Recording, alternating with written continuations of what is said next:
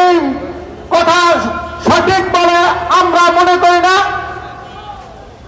এই জুলাইয়ের যদি সর্ববৃহত্তম ভূমিকা থেকে থাকে তাহলে সেটা হলো ইসলামী আন্দোলন বাংলাদেশের আমির পীর সাহেব হুজুর চরমনাই। সেদিন এখান থেকে এই উত্তর গেট থেকে হুঙ্কার দিয়েছিল, নরপিশাচ তুই আমার সন্তানের বুকে গুলি করলি কেন?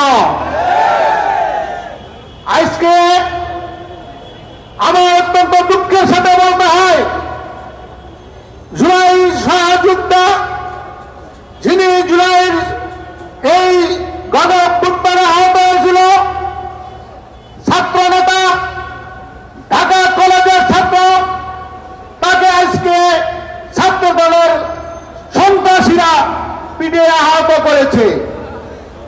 বন্ধুরা,